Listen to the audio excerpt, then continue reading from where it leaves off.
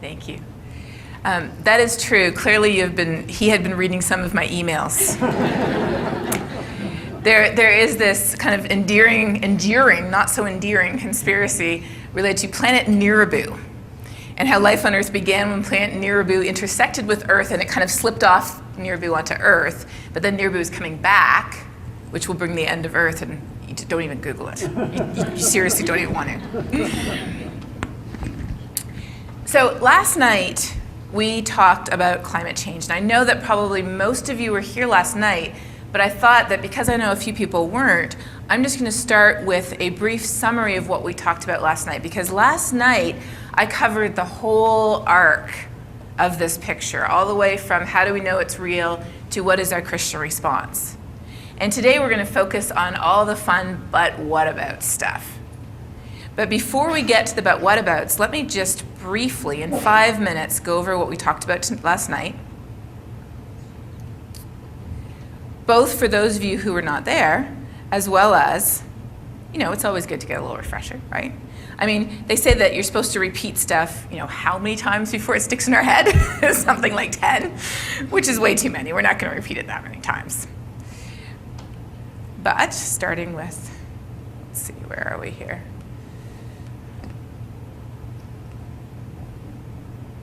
There we go. So last night, I talked about the facts and the fictions of climate change. And I started, if you remember, I started with this picture.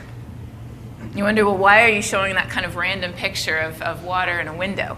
That's because the rest of the picture looks like this. I don't believe in global warming. And I don't believe in global warming. I don't believe in it because belief or faith, as the Bible tells us, is the evidence of what we hope for, the substance of things hoped for, the evidence of things not seen. Science, on the other hand, is what we do see. So science and faith are not two opposing sets of belief. We have to pick one or the other. Science, Google tells us, is the systematic study of this world. Faith is a belief that is not based on physical proof. It's based on spiritual apprehension. So what I proposed was that faith and science are not in competition. They're not two alternate or exclusive systems of belief, but we need them both to understand many of the challenges that life throws at us. And one of the biggest challenges confronting our world right now is the issue of climate change. So last night, I talked about 4 questions. You remember that? Question number 1 was a question that science can answer for us. Is climate changing? We talked about how you can measure the temperature of the planet using thermometers. We use satellites and ocean buoys and all kinds of scientific observations. But we also talked about that if you just look at God's creation, if you just look at plants when they flower, they're flowering weeks earlier in the year now than they used to. If you look at what types of insects we have here that we didn't used to because our winters used to be too cold. If you look at how sea level is rising and glaciers are melting. All around the world, there are more than 26,500 different indicators of a warming planet in God's creation. So is climate changing? Science says yes, it is. But then we looked at question number 2, which is why is climate changing? Because we know that climate has changed for natural reasons in the past. We know that. We know that there's natural cycles. We know that we get different amounts of energy from the sun. But we went through all the natural suspects, and we realized that if it were the sun that were causing our climate to change right now, we'd be getting cooler, not warmer, because the sun's energy's been going down, not up. We realized if it was a natural cycle like El Nino, it couldn't be because the whole planet's warming. And natural cycles are like anybody remember? Thank you, a teeter-totter or a seesaw, yes. They just move heat back and forth between the ocean, the atmosphere, and back again. They don't create it. And then we learned it can't be that we're just getting warmer after the last ice age, because actually we should be getting cooler right now. According to where the Earth's orbit is, the next thing on our geologic calendar, which is not next year, but in hundreds and thousands of years, if we're still here, the next thing would be another ice age. And then we talked about, and you're going to be able to see this picture better now because it's darker in here, we talked about how we often picture the world as this pristine, untouched globe. And we think, well, how could puny little people affect something as big as our planet? But we forget that There's a lot more of us now than there used to be. And so a more accurate way to look at our planet now is not during the day, but rather at night, when you can literally see the lights of our cities and our towns and our roads. Isn't that an amazing picture? That is literally what you would see if you were an astronaut in the International Space Station. We can see the impact that we're having on our planet. And we know that one of the biggest ways that we're impacting our planet is the fact that we get most of our energy from coal and gas and oil, and whenever we burn that stuff, it produces carbon dioxide. When we produce carbon dioxide, it wraps an extra blanket around our planet. And do you remember this little video that we showed? This is a little video, and I'm not going to show it now, but it's on my Facebook page, it's on my website if you want to watch it. It's a little video talking about how our planet has a natural blanket that was given to us by God. But by burning all of this stuff, we're wrapping this extra blanket around our planet that it didn't need. And then I talked about how we've known this for a really long time. Remember these guys? These are the original climate scientists from the 1800s. That's how long we've known about this issue. So this connects, of course, to the issue of caring for creation, our responsibility, as it says in Genesis, our responsibility for every living thing that moves on the face of the earth. But then I talked about how there's more to it, right? When we ask, why would we care about climate change, question number 3, what's the picture that comes into most people's heads when we say, okay, well, what's being affected by climate change? Remember what that picture is? It's the polar bear. But what the polar bear is telling us is that if we don't heed its warning, we're the ones who are going to be hit next. Because our society and our civilization is built on this idea that climate is stable over the long term. The 100-year flood zone, building codes, crop insurance, flood insurance. We care about climate change because it exacerbates the risks we already face today. What are the risks we face in Lubbock today? Drought, right? Extreme heat, the occasional heavy rainfall and flood. These are part of the natural world. We always get those things, but we're getting them more, and they're stronger now than they used to be. So we realize that as humans, we care about climate change because it affects our life, our resources, and our economy, things that most of us do care about. But there's more to it than that as Christians. Because when we look at who is most vulnerable to the impacts of a changing climate, we see that people who live in places where you don't have home insurance, you don't have crop insurance, you don't have homes that are made out of brick, we don't have good health systems where we can go to the doctor if we get something simple like an infection from stepping on a rusty nail. People who live in places of the world where people are dying every day from things that nobody should die from in 2016. These are the people who are being impacted by climate change, whether it's flooding in Pakistan, or heat waves in India, or typhoons in the South Pacific. And so, as Christians, there's more to it than simply thinking about ourselves and our community and our people.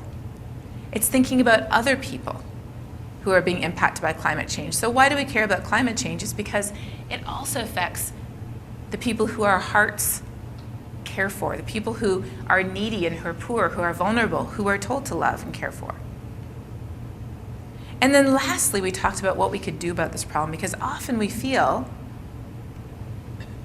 as Galen Carey said, Galen is from the National Association of Evangelicals, a lifetime missionary who retired, as many missionaries do, to get another position. He said, many of us oppose doing something about climate change, but we don't do it because we have a problem with the idea that we're supposed to be good stewards of the earth or love other people. That's imprinted on our hearts as Christians. We all agree with that.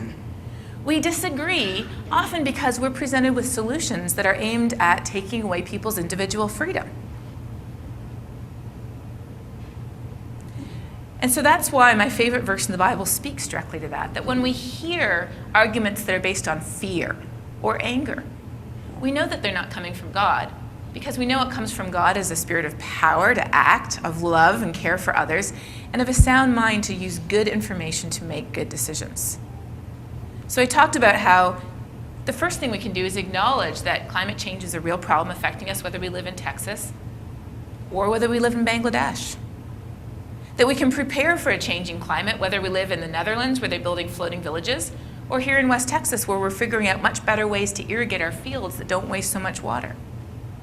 And we talked about how we can prepare for a clean energy economy, whether we live in Africa, where they're putting solar panels on thatched roof huts, or whether we live right here in West Texas, where we're seeing shiny white wind turbines pop up around the landscape. So these are many of the things we talked about.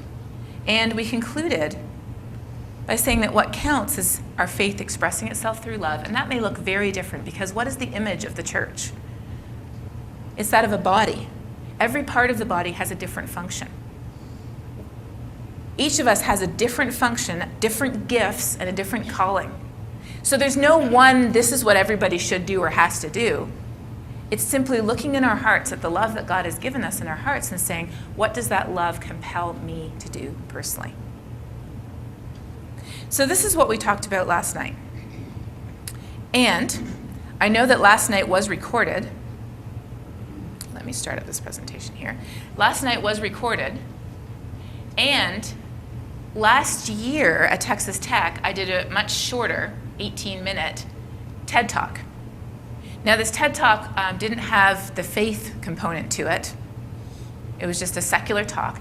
But this TED Talk goes through many of the how do we know it's real, how do we know it's humans this time for the first time ever, and why does it matter to Texas?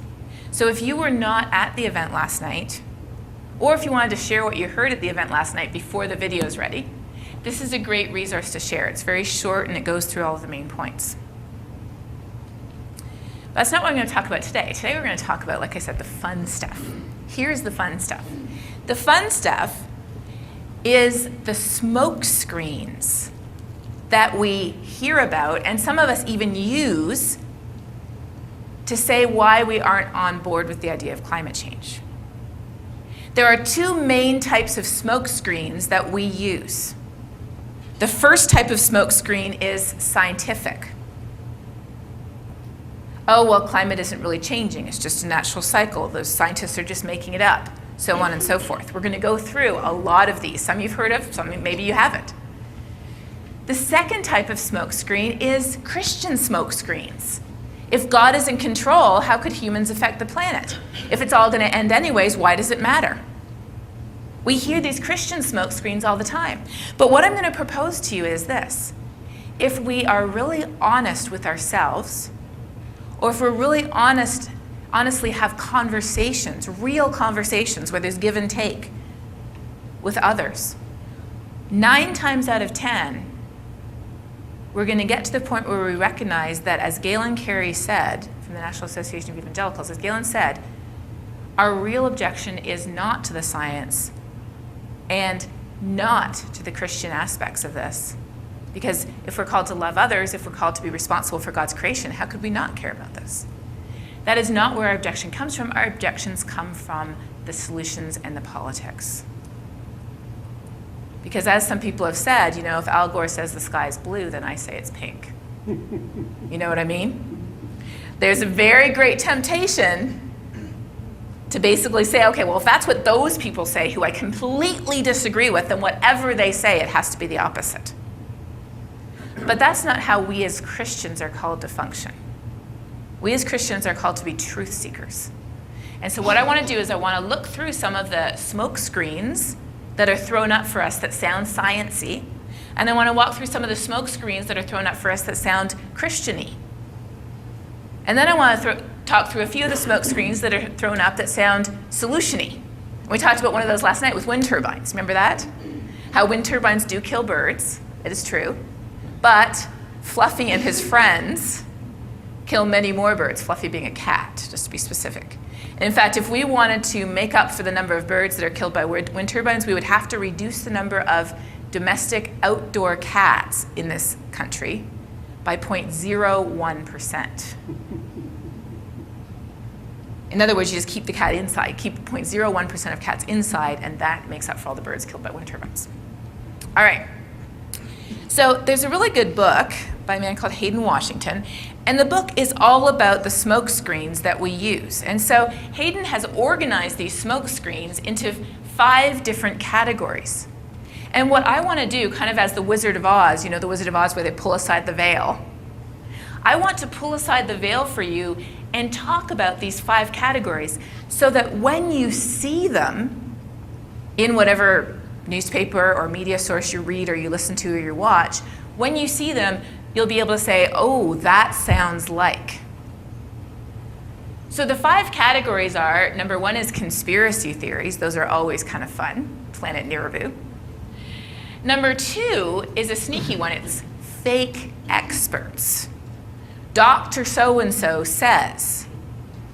Well, in this day and age, there's a lot of people who sound very formal, and there's a lot of people who are experts. So just to give you an example, and I'll go into a bit more detail here, there's a Christian organization who is led by somebody who has a PhD, who says a lot of stuff about climate change that isn't true.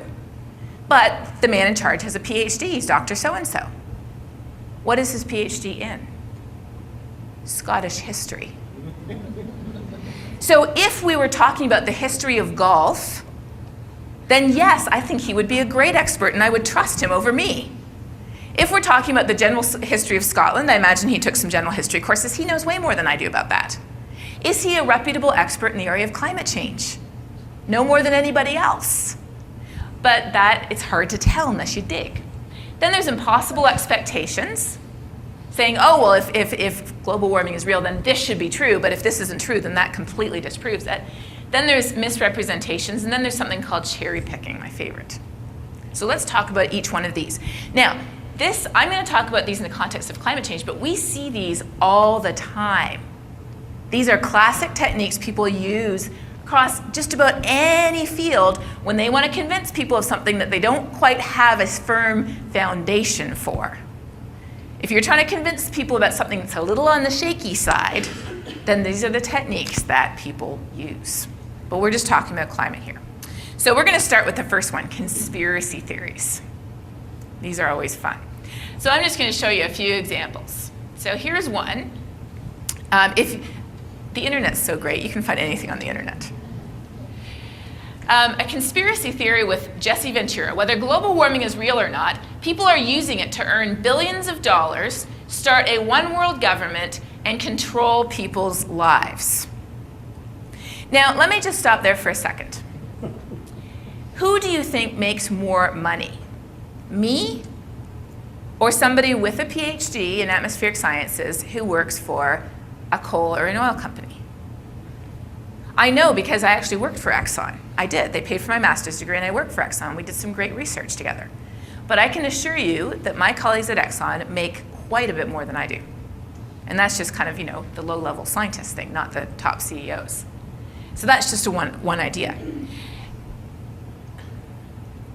This is a big one I get a lot in Texas, chemtrails. Have you heard about that?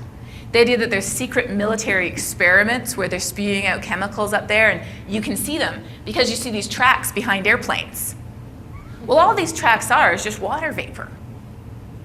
But I get a call on my phone at Texas Tech probably about every 6 weeks or so with somebody who's absolutely convinced that the military is conducting secret experiments. And they get very angry when I'm not willing to accept the evidence. The evidence is simply the fact that airplanes spew out water vapor, the water vapor condenses, and you see these trails across the sky. That's what it is.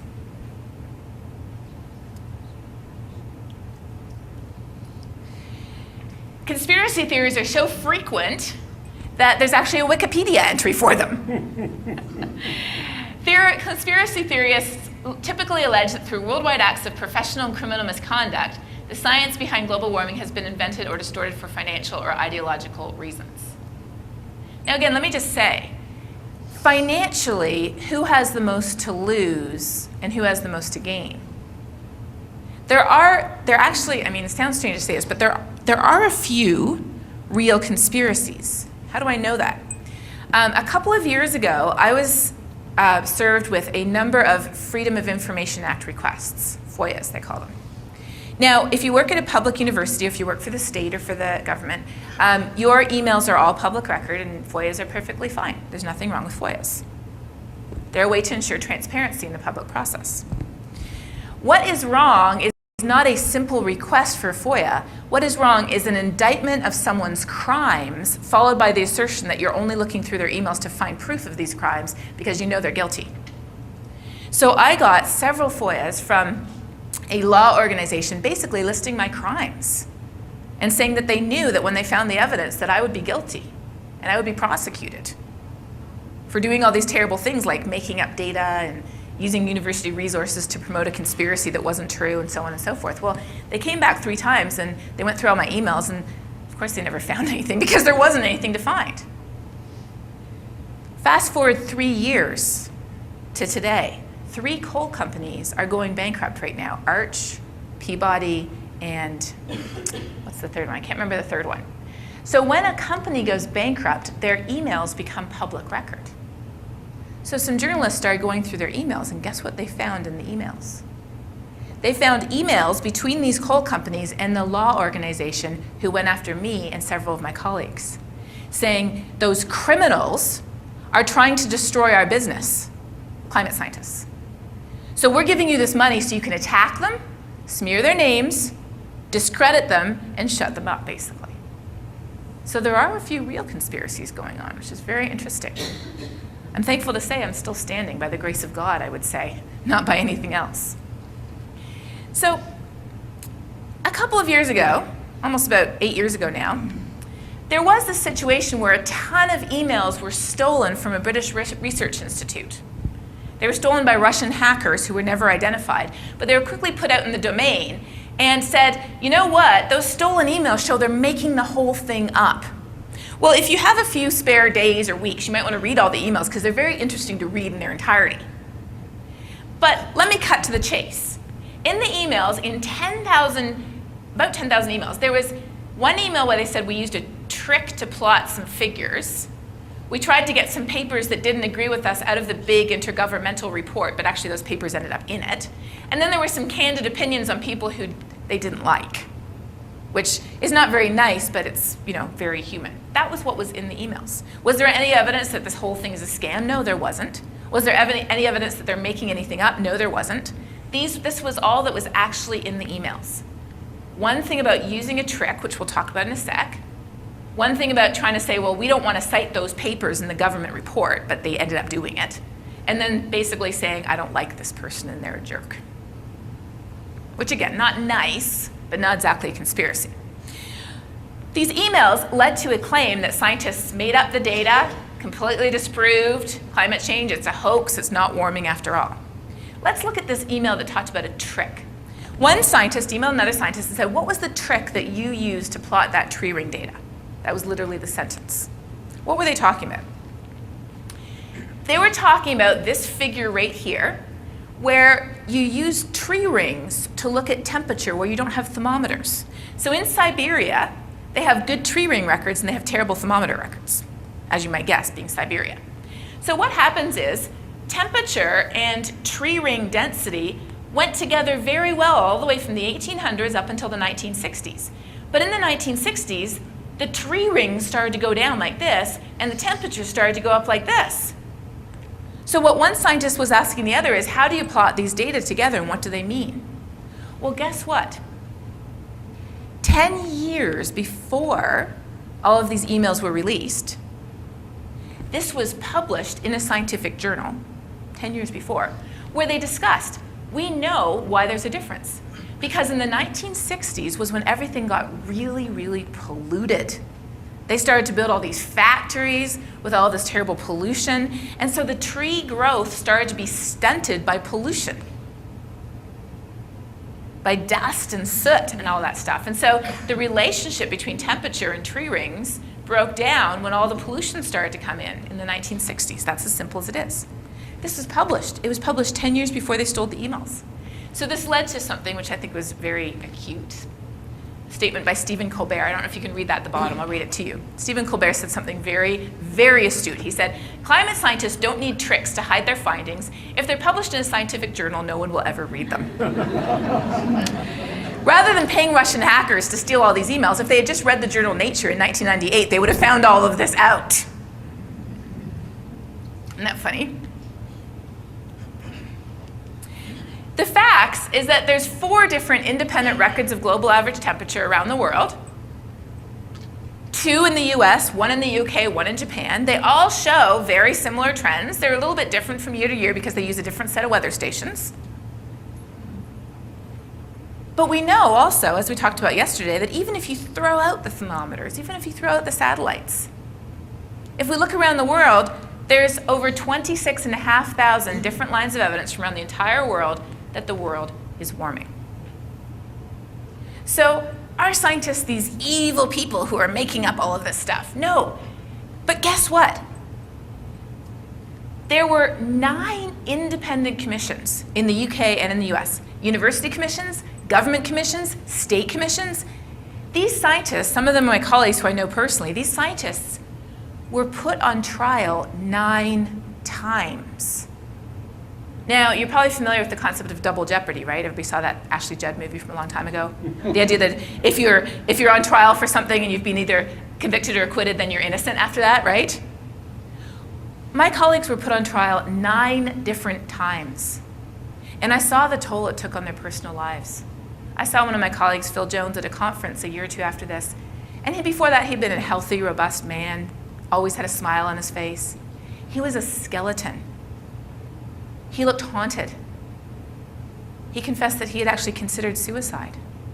Not because he had done anything wrong, but imagine being put on trial 9 times for the same thing, and every time you're judged innocent, and yet you're put on trial again.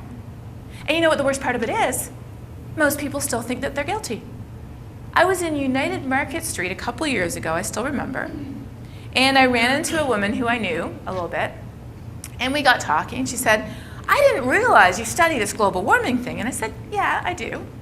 And she said, "Well, what do you make of all those scientists who just made all this stuff up?"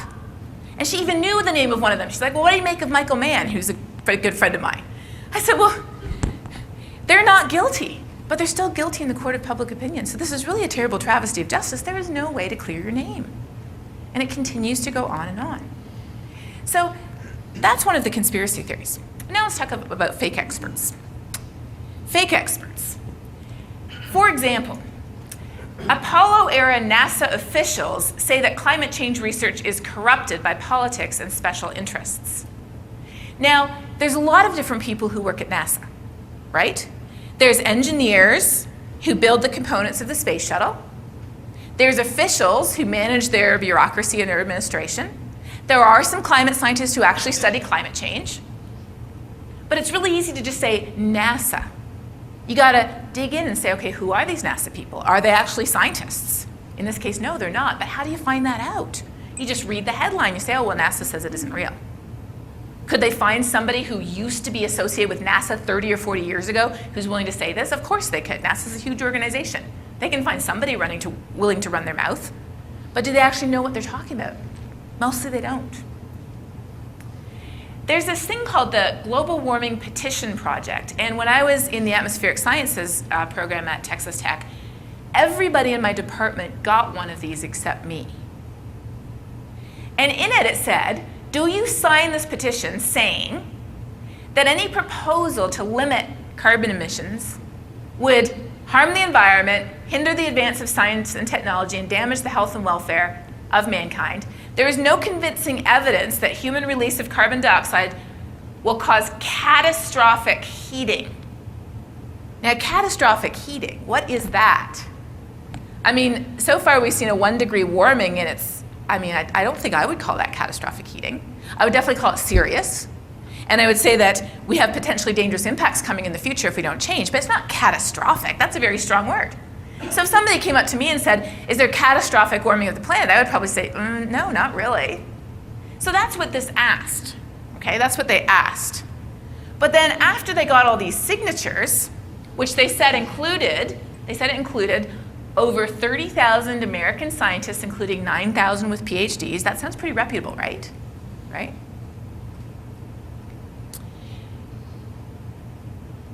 They said, they actually dialed it down to where they got rid of some people they didn't feel too credible about. They dialed it down to about 17,000 after they looked at who all signed it. They said, this is what they said. They qualified individuals signed this petition claiming what? That there's catastrophic warming? No. Claiming that global warming has no scientific basis. Now, flip back here a second.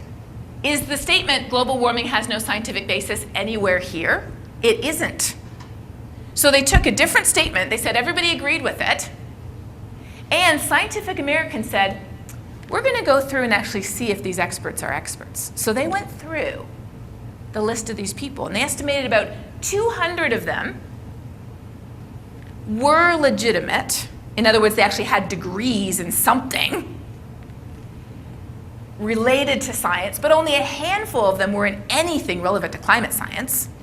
So it's kind of like going to somebody who is a physician and asking somebody who is a podiatrist what their opinion is of brain chemistry, or asking somebody who is an expert in in the optical nerve what their opinion is of digestive issues. It just doesn't make sense. In addition, on this list, Scientific American found signatories called Dr. Red Wine, apparently signed multiple times. Perry Mason signed this. Yeah. Several of the Spice Girls apparently signed it with PhDs after their names, and they were counted as PhDs. Michael J. Fox, I don't think he really did, but there was somebody called Michael J. Fox who signed it. The reality is that scientists do agree, and we looked at this yesterday. If you look, this is from a scientific paper, if you ask, do you agree with the science of climate change? Yes, no, or not sure. The dark blue is the general public, okay? And then you have, going down from dark to light, people who actually know what they're talking about, okay? So when you get to the lightest color, those are people who do the real research in the real field. So what do you see happening? The more you know about this, the more certain you are that it's real. And in fact, as we talked about last night, the reality is that between 97 to 100%, depending on how you ask the question, of people agree, if you're a climate scientist, that yeah, this is real and humans are responsible. So then we get into impossible expectations. We talked a little bit about this last night. It's freezing outside. Where's global warming? Or to put it another way, it snowed, therefore there can't be any global warming. Right? And if you remember last night, saying that it snowed in April, which it did, right? April 1st. It snowed in April, therefore there can't be any global warming. Again, operational word there is global. It's like saying, I'm on the Titanic and my end just went 200 feet up in the air, so it can't be sinking. The reality is that if we look, for example, this is average annual temperature over the western United States. If we look from day to day or from year to year, you know what? We could have a very warm year, you could have a very cold year. It's very unpredictable what's going to happen from year to year. That's weather. It's like a single tree. We're not looking at the tree, we're looking at the forest of climate. And the forest shows that clearly over climate timescales, 20 to 30 years, there's a long-term increase. So just saying, well, it's cold outside, there can't be global warming is unrealistic. Or one that I get that sounds a bit more Christian-y is, well, God said that he would never destroy the earth again by flood, so sea level can't be rising. Well, has anybody ever said that sea level rise is going to cover the entire earth? No. How much sea level rise are we talking about in this century? 3 feet? Now that's serious, because remember last night we talked about how 2/3 of the world's biggest cities are within a few feet of sea level, so that's very serious.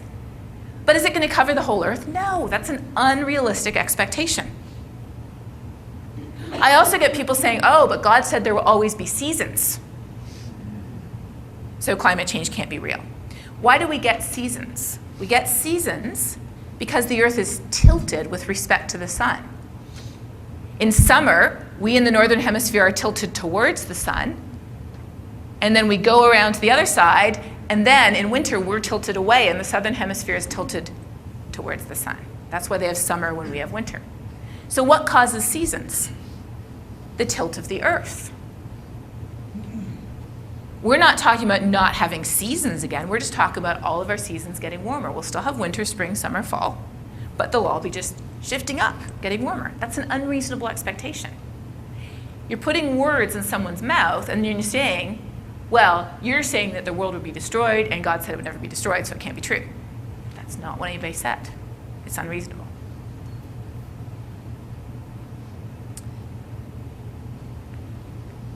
one thing that we hear a lot, I hear a lot, you can see headlines like this: top climate scientists admit global warming forecasts were wrong. The world is not heating at the rate that they claimed. Now, I don't know if you know this, but people can make up whatever they want and publish it. Whereas scientists can't. We actually have to prove something before we can publish it. So what are the warning signals here? One of the warning signals is, number one, top climate scientists. There's no who that is, okay? Then the next warning is the word admit. Because if you look at Google's definition, you know I like to use Google definitions. If you look at Google's definition, admit is to confess to be true, typically with reluctance, or to confess to a crime or a fault, or to acknowledge a failure or a fault. So this is pejorative language they're using here. This is not neutral language. There's accusation immediately at the top. Is it true? If we look at what climate models say, and if we look at what global temperature actually looks like, is it true that we've overestimated it? Well, what you see here, the black line is the Earth's real temperature since 1850 to 2015. And the shaded is all the different climate models.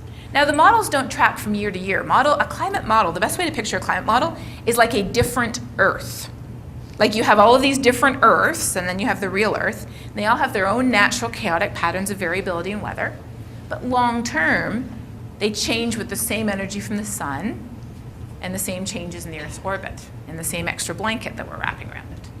So as you can see from here, did the climate model seriously underestimate? Well, the last couple of years, we were a little bit on the cool side, but actually now we're heading a little bit to the warm side. If we keep up the record that we see this year and next year, that black line's going to be up at the top. So you can see there's just variability from year to year, but actually we track pretty well. And in fact, if you kind of zoom in, this is zooming in just on the past 1990 till now, the black is the real temperature, and the colored lines are the different projections that people made originally 15 years ago. That's the red one. And then pink is 10 years ago, and then red is 5 years ago, and then green is most recently. So those are the projections we've made over the past 15 years. And then these are the projections that were made by people who say that humans aren't changing climate. Not that good, is it? The reality is that the models that we scientists use are very conservative. This is looking at what sea ice in the Arctic is predicted to do as the Arctic warms. The red line is the real observations. Isn't that crazy? This is looking at sea level rise. Sea level is rising for two reasons. One is land-based ice is melting. Sea ice doesn't matter because it's already in the ocean, but when it melts on land and it runs into the ocean rises. But the main reason the ocean is rising is because warmer water takes up more space. The molecules move faster. So all of those colored lines on the bottom are the climate model projections from scientists, and that red line is the actual reality. We're underestimating it. So a year or two ago, my program director at Texas Tech, he's a really nice man, he came to me and he said, Katharine, if you could just tell your colleagues, your climate science colleagues, not to be so alarmist. Because you're always crying wolf, you're always exaggerating the impacts. And he didn't mean that in a mean way, he was being really sincere. He said, climate scientists are always exaggerating, and if you just tone it down, I think people would believe you more. Probably heard that, right? So here's what I love about science. You can test it. So 2 years ago, a bunch of scientists said, okay, we have about 20 years of projections. We've been making pretty good projections from 1990-ish to about 2010. We're going to collect 20 years of projections of everything. Sea level rise, Greenland ice melt, Antarctica, temperature increase, all of these different changes. Thousands of different studies over 20 years. And we're going to compare these studies with what really happened. Because if scientists are alarmist, what are we going to find? The studies systematically overestimate the observed change, right? If scientists are right on, which was their hypothesis, we're going to find that some studies might be above and some studies might be below, but they're going to be pretty much on average. Well, guess what? They didn't find either of those results. Here's what they found. This is the paper they published. Skeptics of the reality and significance of human-induced climate change frequently accuse climate scientists of being alarmist. I get it all the time, pretty much every day. The available evidence suggests that scientists have in fact been conservative in their projections. And this is going on. This is the lead author, Naomi. I like to show pictures because then you know what the people look like who are saying this. This is Naomi Oreskes. She says, we suggest, therefore, that scientists are biased. They are biased. But they're biased towards being too cautious, where we define caution as erring on the side of less rather than more alarming predictions. It is so systematic that they actually coined a syndrome called ESLD, erring on the side of least drama. So rather than being drama queens, we're like these anti-drama kings, I don't know. We're so scared of being called alarmist. We hate being called alarmist. When someone calls me alarmist, it's just like nails on a chalkboard. Because we are actually very conservative. We don't like to overestimate or exaggerate. We would rather be very cautious. You know, if we were a physician and somebody came to us, we'd rather be like, well, it might be serious, but it probably isn't, rather than saying, oh my goodness, you're probably gonna die. No climate scientist would ever do that. But it's playing against us. So then we have our misrepresentations and logical fallacies. And we talked a little bit about this last night, and I'm going to talk about it again, just to imprint it into our brains. Remember, one of our biggest arguments is, oh, it's just a natural cycle. And we know all about natural cycles. We are the ones who study them. Climate scientists study natural cycles. But natural cycles are like the teeter-totter or the seesaw. Natural cycles just move heat around the Earth system. They don't create it or destroy it. So if the atmosphere, if our air temperature were increasing because of a natural cycle, the ocean heat content would have to be decreasing, right? Because it has to be getting its heat from somewhere. One side of the teeter-totter, if it's going up, the other side has to be going down. And we looked at this yesterday. If you look at the change in the heat content of the atmosphere and land and ice all put together, that's the green. And then if you look at the change in the heat content of the ocean, that's the blue. Oh my gosh. The ocean's heat content has gone up 20 times. It can't be a natural cycle. The entire planet's warming. And did you realize this is in exajoules? You know how many pieces of cake that is? It's the equivalent, I think, of about 6 Hiroshima bombs worth of energy every day. That's how much extra energy we're talking about. It's a crazy amount. So we talked about how our natural suspects have an alibi, how the sun's energy is actually going down. Can't be a natural cycle because the whole planet's warming. Can't be the Earth's orbit because the next thing coming was an ice age. But there's other logical fallacies. Because people might say, okay, but you know all those thermometers you use to measure global temperature? Now again, remember, we don't have to use thermometers. We have 26,500 natural lines of evidence in God's creation. But they say, but aren't those thermometers where people live?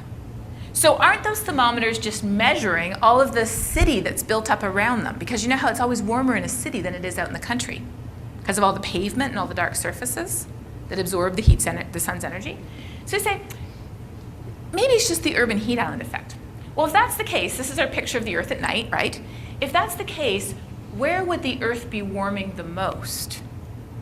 If it were simply the fact that thermometers are in cities, where would the Earth be warming the most?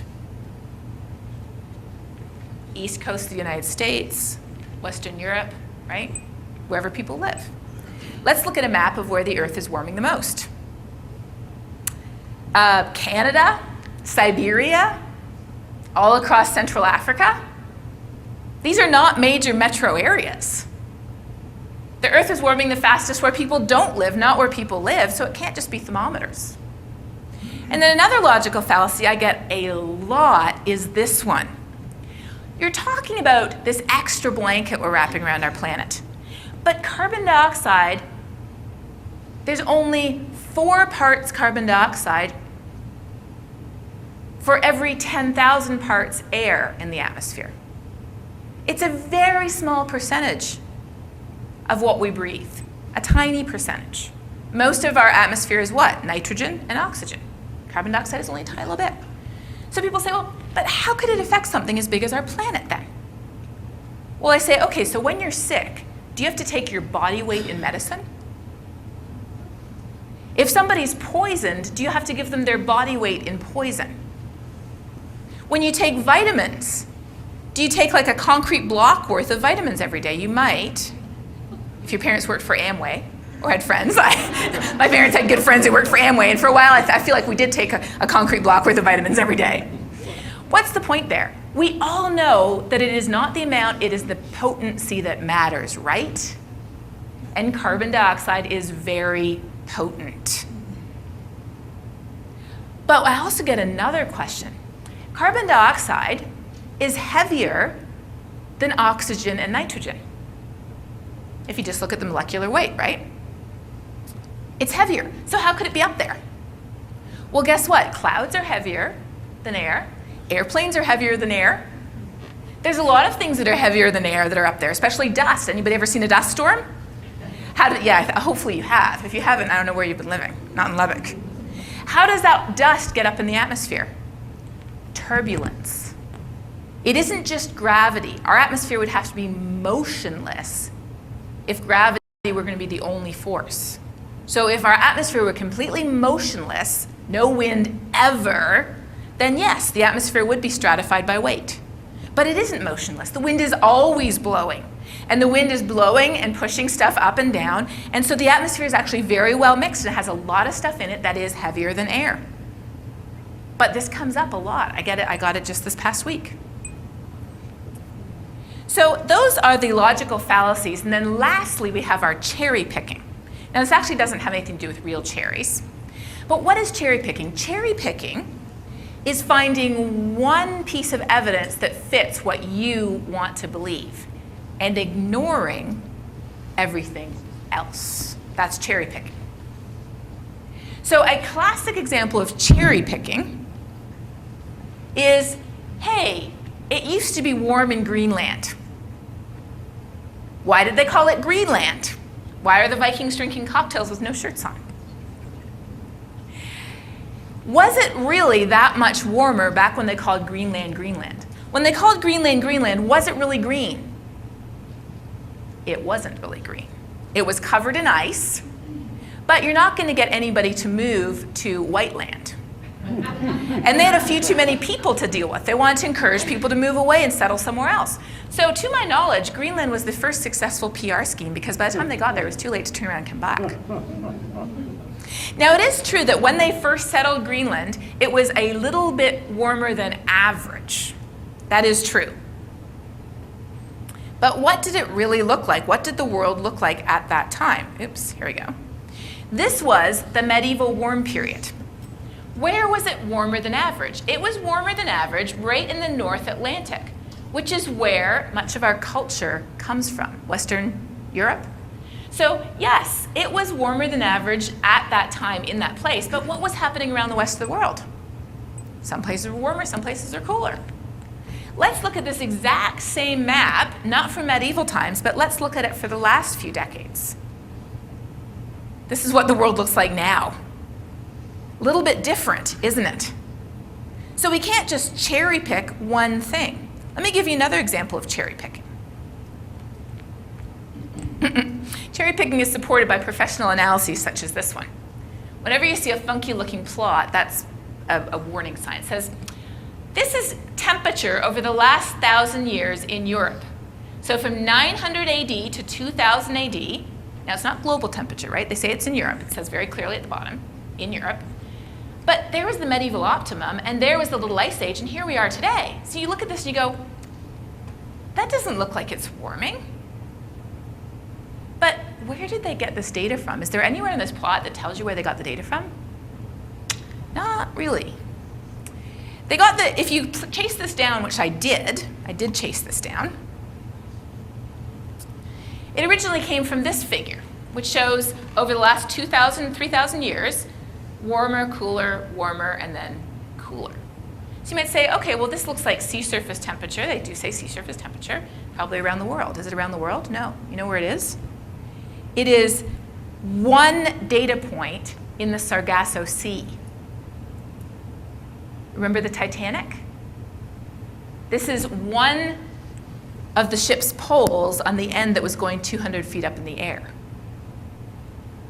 And in fact, even this was a little bit fishy because one of my colleagues from New Mexico, a scientist called Mark Boslow, he says, I presented this to a large audience at the Geological Society of America, but always wanting to give others the benefit of the doubt, I wrote to this person who created this figure. I said, here's some slides that strongly suggest, in fact, that your team fabricated the 2006 data point to hide the increase. Because that's actually where it was if you use the exact same point in the Sargasso Sea. And he says, I think that you fabricated it, you plotted it more than a degree Celsius too low. If this was an honest mistake or a silly error, now would be the time to explain. They did not reply to his email.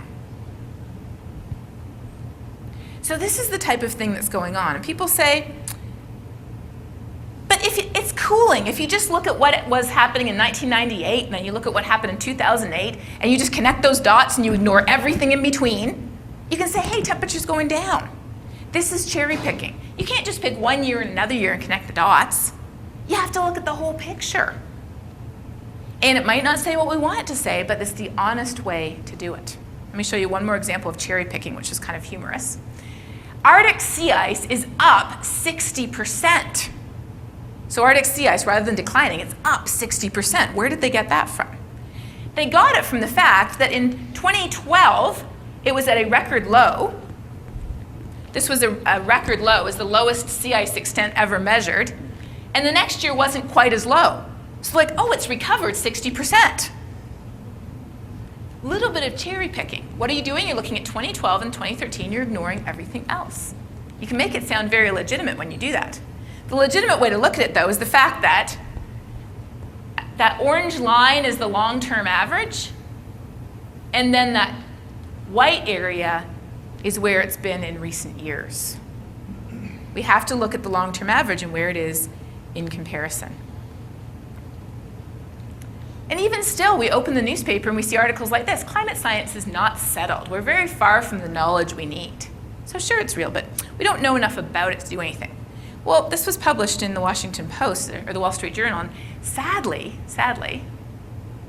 if you look at information in the Wall Street Journal in their opinion page, which is what this was an opinion page, 81% of their material, at least from 2011 to 2012, was misleading. But you may say, well, it was published. It was, but it uses these techniques that we've been talking about. The reality is that climate is changing.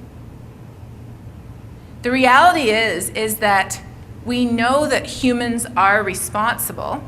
This is looking at the percentage of the warming or cooling that is human orange, natural brown. We have volcanoes in the sun and El Nino for the most recent years. So do we still have natural cycles? Yes. Does the sun still affect climate? Yes. But we would be cooling right now if it weren't for this extra blanket we're wrapping around our planet. And if you want any more on the but what about questions in the science, I recommend this website, Skeptical Science, which is put together by John Cook, who is a Christian. And it addresses a lot of these sciencey sounding questions. What I want to do now, though, is I want to talk more briefly about some of the Christian smokescreens. Ready? Where do we get these smokescreens from? We get them from our thought leaders. We get them from people like Representative Lamalfa, who says the climate of the globe has been fluctuating since God created it. True, that is true, but now there's a different factor in the mix.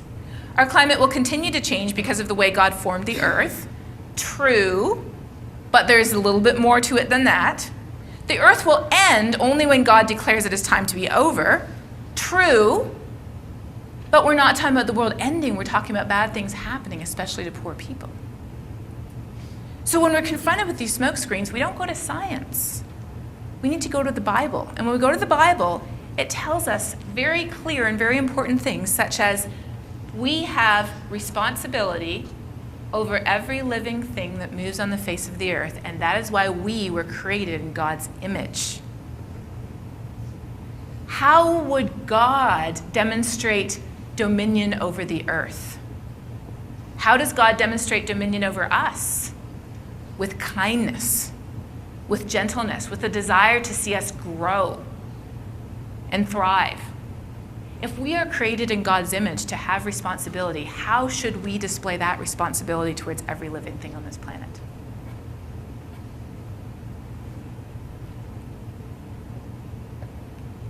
Going further in the Bible, we see other statements, and these are just a few of the many statements throughout the Bible about how we are to be recognized by our love for others. We are to be defined and characterized by loving others. We will be known that we are Christ's disciples when they see the love that we have for each other. And I talked about how, when we look at the issue of climate change, we see that it impacts people who are especially poor and vulnerable. Again, whether it's heat waves in the Indian subcontinent. Not that they didn't have heat waves before, of course they did, but they're getting stronger and longer. Droughts in Africa. Not that they didn't have droughts before, they did, but they're getting stronger and longer in a warmer world. Our neighbors right here in Texas, devastated by floods. Not that we haven't had floods before in Texas, of course we have. But they're getting stronger and more frequent in a warmer climate. So 2 years ago, we got together a group of 200 evangelical scientists. There are 200 evangelical scientists. In fact, there's 200 evangelical scientists in the United States who study fields relevant to climate change who are willing to sign a letter to Congress. And this is what we said in our letter. We said, the Bible tells us love does no harm to its neighbor, yet the way we are living does harm our neighbors. The negative consequences and the burdens of a changing climate will fall disproportionately on those whom Jesus called the least of these, the poor and the vulnerable and the oppressed. The idea of stewardship, the idea of love and care for others, is so fundamental to our Christian faith. I don't think you could find a single denomination that doesn't agree with those basic verses. So arguing about climate change is not a theological issue. The idea that it's all going to end anyways, so let's just hasten the process, it was refuted by the Apostle Paul in Thessalonians. Do you remember in Thessalonians how people were saying, oh, well, the world's going to end soon, so I'll just kind of fold my hands and lay around and we'll just wait because it's coming soon. And the Apostle Paul wrote to those people. Never one to mince words, he said, essentially, paraphrasing here, this is the Hayhoe translation. He said, get a job, support your family, don't be a drain on the community, and care for the widows and the orphans too. Because we don't know the day or the time, but in the meantime, we are called to love others, not to just sit there and wait for it all to end. So there's biblical answers to all of our Christian smokescreens that we throw up. The reality is that even organizations who spend a lot of their time basically attacking me and other colleagues, even those organizations agree that it's important to be good stewards, that it's important to love others and care for the poor. These are all things that we agree on. The real roots of our disagreement don't lie in our faith and they don't lie in science. They lie in ideology. It's gotten to the point now where saying climate change is real is required to belong to our communities. It's required to avoid arguments at Thanksgiving dinner, to keep in with our friends, to be part of a certain church even. I was at another Christian college a little while ago, and I had a very candid discussion with several of the undergraduates, and one of them said to me, here's my problem. If I tell my friends that I think this is real, they'll shun me. I can't be part of the group anymore. Since when has it become an article of faith to deny what God's creation is telling us? If we believe that God created this world, if we believe that everything we see around us is the result of his hands, then how could studying what that creation is telling us be inconsistent with God? What kind of a small God do we worship if we think that God is threatened by his own creation and what it says? How do I know this is true? When my husband and I wrote a book together about climate change, we published it now 7 years ago. I was scared. I sincerely was, because I thought that I was potentially folding up my career and flushing it down the toilet. I bought into the stereotype that so many of us buy into, that most Christians are atheists, because I never heard my colleagues talk about their faith. At that time, I was not familiar with the work of Elaine Eklund, a wonderful sister in Christ who works down at Rice University. She's a sociologist who studies scientists. We're her lab rats. And she has done extensive surveys around the country showing that the majority of scientists are spiritual people, and a far larger percentage are Christian than you would ever guess. I didn't know that at the time. So when I published this book, I bought into the stereotype that, most scientists probably are atheists because we don't really talk about our faith around the water cooler. And I was afraid that by publishing this book, I would be viciously attacked by my fellow scientists. That's what I was afraid of. But I did it anyways because I was convinced it is the truth, and I was convinced that I was called to speak out on it. What happened when I published that book? Two things happened that completely shocked me. The first thing that happened was the overwhelming support from my scientific colleagues. I had colleagues calling me, emailing me, coming up to me at conferences and meetings saying, I don't agree with your faith, but I completely support what you're doing. Good for you. And then, even better, I had even more colleagues coming up to me and saying, around the coffee table or maybe on the way to the restroom, we read your book at church.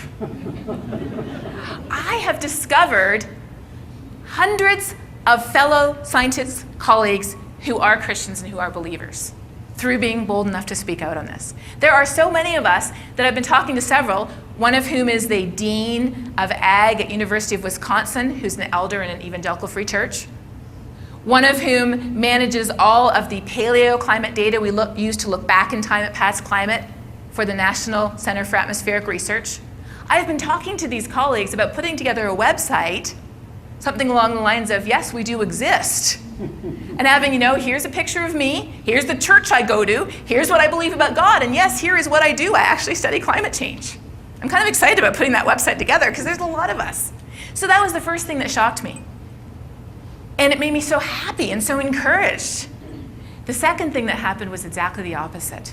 It makes me discouraged and sad every single day because 50% of the hate mail I get, 50% of the attacks I get, or perhaps even more, whether it's on my Facebook page, whether it's on Twitter, whether it's on email, whether it's letters I actually receive written by hand or typed out, I get an average of 1 to 2 a day. So we're talking about a large sample size here. And 50% come from people who self-identify as Christians. Why is that? It's because I have betrayed the tribe. I have betrayed the statement of faith that is not written from the Bible. It does not include Genesis 1. It does not include most of the New Testament talking about love. It certainly does not include the verse from Revelation that says God will destroy those who destroy the earth. Ever heard that verse? Our statements of faith don't include those verses anymore. Our statement of faith includes, thou shalt adhere to all of the positions that we hear about on our favorite news station, or thou art not a Christian. That was not really good grammar, I apologize. Do you know how heartbreaking that is to be constantly attacked? For every letter that I get saying, you can't be a real scientist because you're a Christian, I get between 100 and 500 letters saying you can't be a Christian because you're a scientist.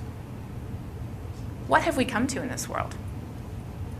What type of a perspective is that if we believe that God created this planet and this universe? How could God's creation be inconsistent?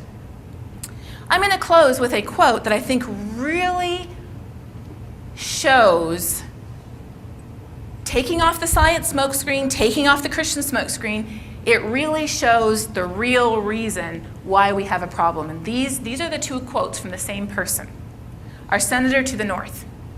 He is famous for saying many things like the arrogance of people to think we could change what God is doing to climate. Us humans, we're too small.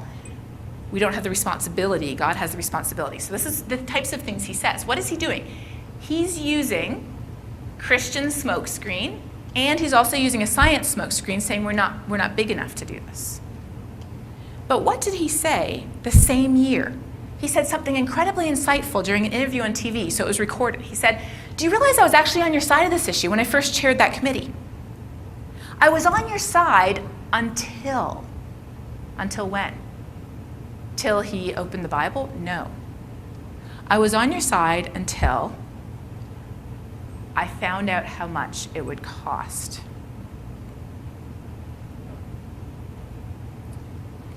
So here's the thing. Is it possible that there are solutions? I talked about this yesterday. Is it possible that there are solutions that could invest in our local economy? Yes.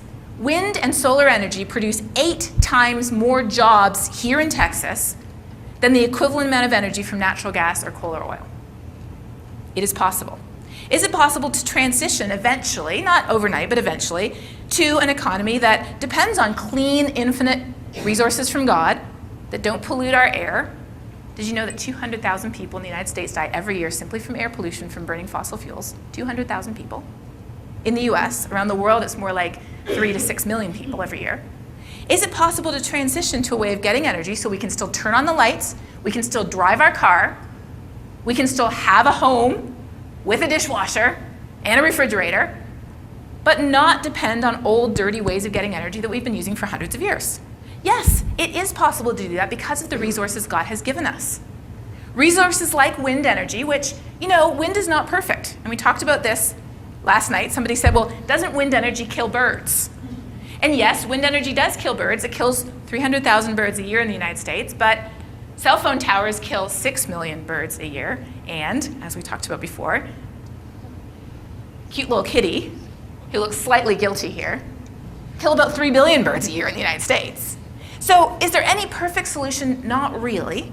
But there are very viable solutions that even in China, which is the worst air pollution place in the world, even in China, are being implemented today.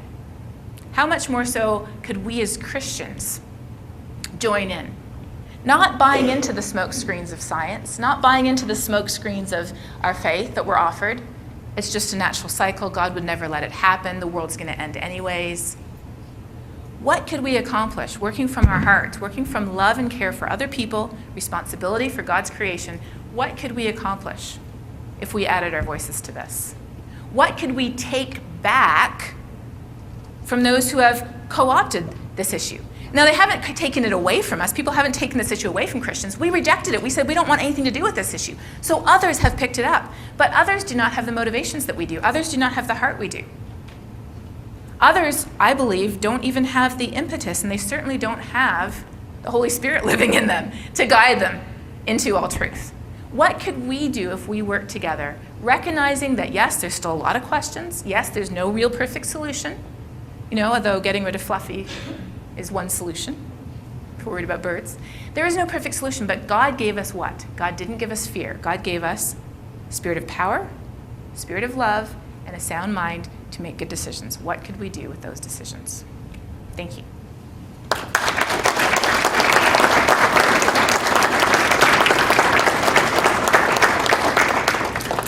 Questions for you to think about. Questions do we have? So I would like to hear questions, or I would like to hear your response to one of these questions. I'm going to ask you these two questions too. Thoughts? What verse is it in Revelations that you mentioned? The verse is, if you Google it, I'm sorry, I don't have the exact chapter and verse. God will destroy those who destroy the earth is actually a verse in Revelations. Yeah. What other questions do we have? Questions or answers? Or answers. Answers too, yes.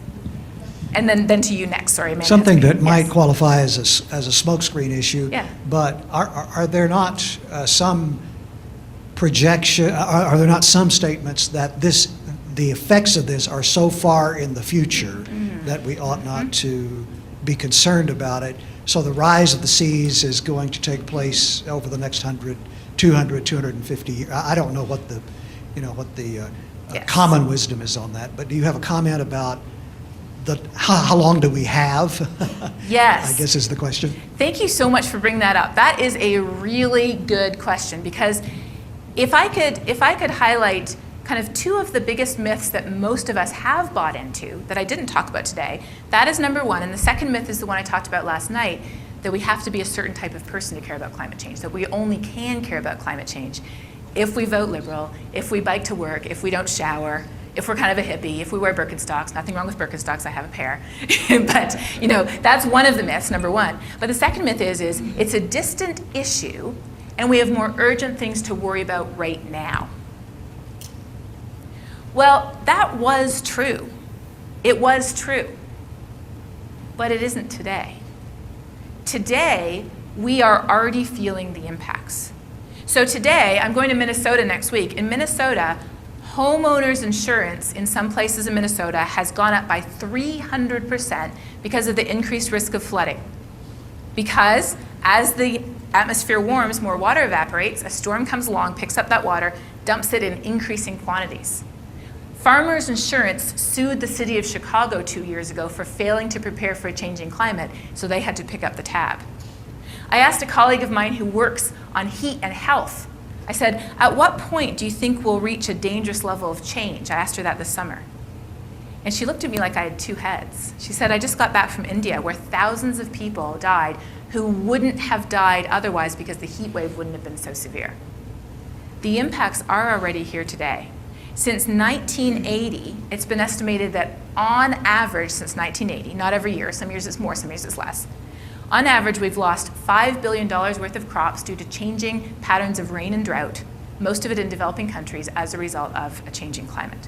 So it used to be that this was a future issue, but today it's affecting us now.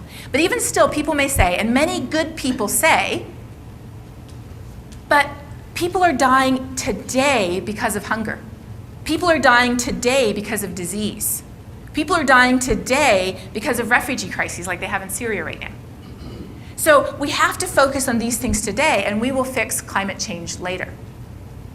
Well, in answer to that, this is the way I think of it. Somebody comes into the emergency room of the hospital, and they have a terrible cut, and they're bleeding. What do you have to do? What's the first thing you have to do? You have to sew them up, right? But you discover that the reason why they have a terrible cut is because they have a terrible mental illness that causes them to cut themselves. And if we don't address that long-term problem, they will keep cutting and cutting and cutting, and it will get worse and worse and worse and worse. So we have to address the immediate issue, but we have to address the long-term issue. What if somebody comes in with a broken leg? You have to set the broken leg first. But what if you find out while you're doing a scan that they actually have a brain tumor at the same time? You have to fix the brain tumor too eventually, because otherwise they'll get to the point where we can't put off those impacts. So the answer to that question is a very tough yes and yes. We have to address the issues we see right in front of us. But at the same time, we have to address these long-term issues because they are exacerbating it. It's like, the way I think of it is, I think of a lot of our aid, a lot of our mission organizations. I work with World Vision myself, World Vision, Compassion International, Food for the Hungry, Samaritan's Purse, Red Cross. They're there doing disaster relief, right? So when there's a disaster, it's like there's this big bucket and we pour all of our money and all of our effort and all of our prayers into this bucket. But there's a hole in the bottom of the bucket. And that hole is climate change, and that hole is getting bigger and bigger. So pretty soon, all of our money and all of our prayers and all of our effort is not enough to actually fill the bucket up. And we're seeing increasing risk of hunger and famine, increasing risk of water contamination due to flooding. Did you know that like 5 million children a year die just due to diarrhea-related diseases in developing countries because they just don't have clean water? And that's more and more and more at risk as we get more and more flooding. So yes, we want to address these urgent issues, and we have to address these urgent issues, and our heart calls out to address these urgent issues.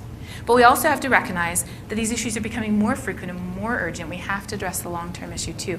We have to do it now rather than later, because later may be too late. Thank you. Oh, Revelation 11:18. Thank you. That is the answer to your question. Okay, I think we have time for one more Okay. question. Oh, but you had your hand up first, so let's do two quick ones. I'll do very Good. quick answers. Quick answer to you, and then quick answer over here. Would you explain a little bit more what that 26,500 figure represents? Yes. So last night I talked about that for about 5 minutes. But in brief, if you look around the world, we see, for example, in Kyoto, Japan, where they've kept records of the date the cherry trees flower for 1,100 years. Those cherry trees are flowering 3 weeks earlier in the year now than they ever have because it gets warmer sooner. My colleague John Zach over at Texas Tech had a peach tree in his backyard that he planted when he moved here 30 years ago. That peach tree, when he cut it down 2 years ago, was flowering 3 weeks earlier than it did when he first moved here. When we look at glaciers around the world, thousands of glaciers around the world, there's 2 or 3 of them that are actually growing. And this is very ironic because in some places like Antarctica, it used to be too cold to snow. So as it gets warmer, there's a few places it's actually snowing more because it used to be too cold. But most of the glaciers, thousands of glaciers around the entire world, are shrinking rapidly, one by one by one. And each of those glaciers is a single data point. We also know that sea level is rising. We know that we are seeing invasive species moving north, like kudzu and red fire ants that used to be held at bay by cold winters. They're seeing different animals and different species move into the Arctic that they've never seen there before. They don't have a word for the bird robin. in the Inuit language because they never had robins there before.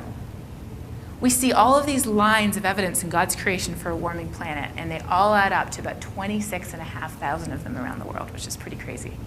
Thank you. Last question. Okay, so I'm not a scientist, but I understand that you're saying that carbon dioxide creates this blanket and that helps warm the earth. Is it reversible? Good question. The first thing we can do is we can slow down and eventually stop all this carbon we're putting into the atmosphere by transitioning to clean energy. That's the first thing that we can do.